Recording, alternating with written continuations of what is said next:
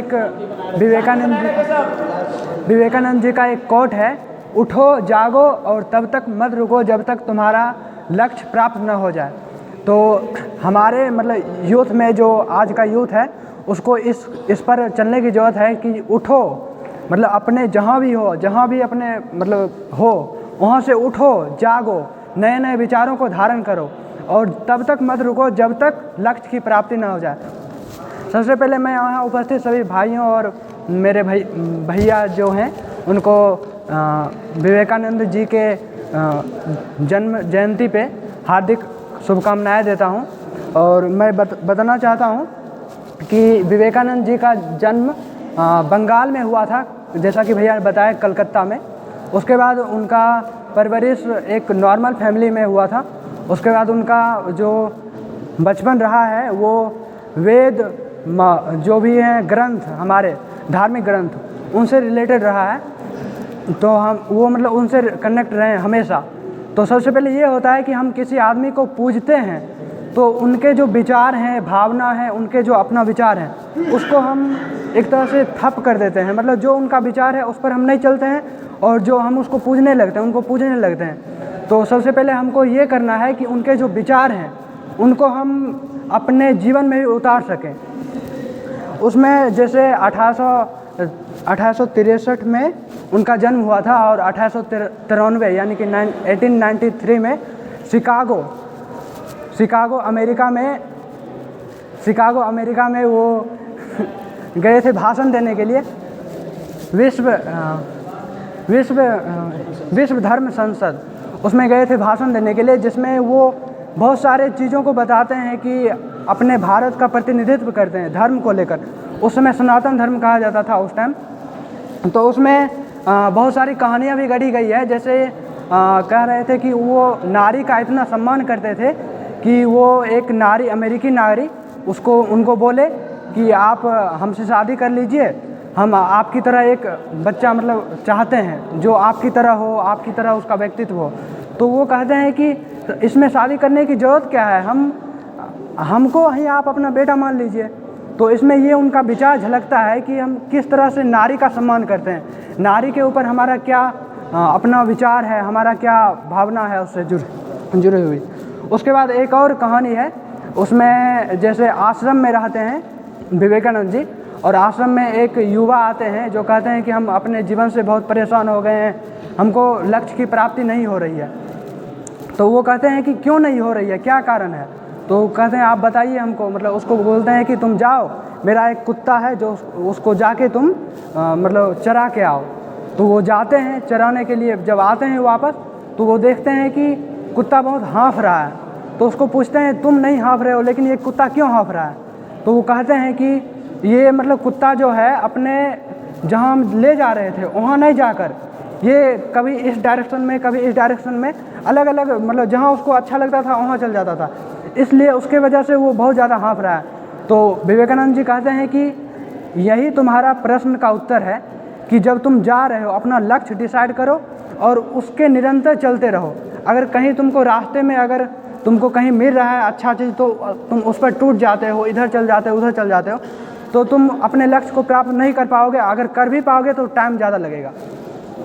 उसके बाद मैं तो बहुत सारा लिख के लाया हूँ लेकिन इतना बोल नहीं सकता हूँ काहे कि समय की पाबंदी है। तो इसमें उनका कुछ कोट्स है जिसमें वो ब्राह्मणवाद, पुरोहितवाद, धार्मिक कर्मकांड का बहुत ज़्यादा खिल्ली उड़ाए हैं। उनको ये ऐसा लग रहा था कि ये सब जो ब्राह्मणवाद है, पुरोहितवाद है, ये सब मतलब उनको बहुत अच्छा नहीं लगता था।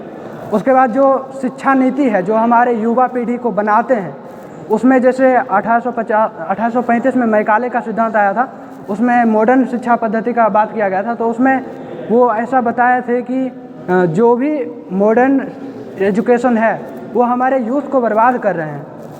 वो ऐसा व्यवहारिक शिक्षा चाहते थे, उनका नाम व्यवहारिक शिक्षा का उनका विचार था, जिसमें वो चाहते थे कि ऐसी शिक्षा जिसमें चरित्र निर्माण, समाज सेवा की भावना विकसित हो, शेर की तरह साहस हो, मन बल यानी कि मेंटल जो स्टेबल होता है वो हो, बुद्धि का विकास हो, स्वावलंबी हो, आत्मनिर्भर हो, शारीरिक और मानसिक और आत्मीयता रूप से बहुत ज़्यादा सक्षम हो और आगे बढ़ते रहे हमेशा।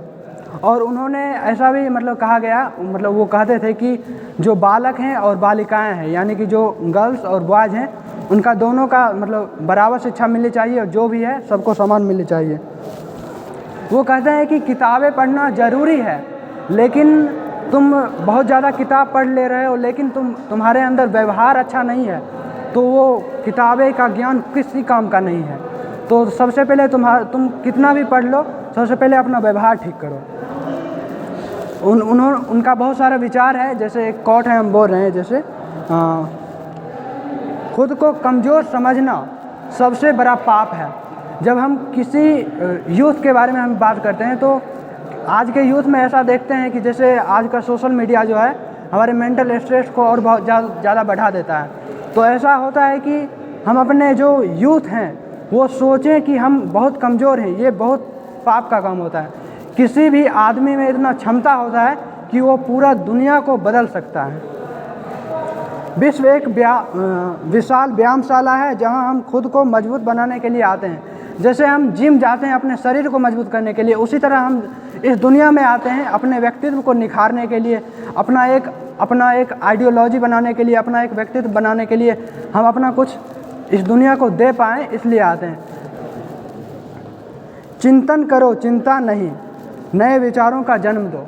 आजकल के यूथ में ऐसा होता है कि चिंतन नहीं होती है, कुछ भी अगर मन में आया तो सीधे सोशल मीडिया पे जाते हैं, वहाँ देखते हैं उसका क्या विचार है, अपना कुछ नहीं रख पाते हैं। जो भी होता है किसी दूसरे का होता है। तो वो कहते हैं कि चिंतन करो, अपना विचार बनाओ, अपना बनाओ।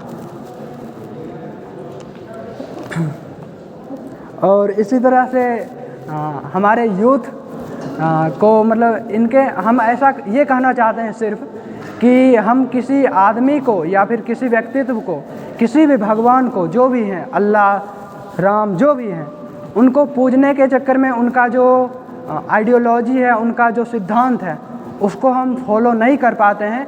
हमको ये करना है कि उनके जो विचार हैं उसको हमें ग्रहण करना है।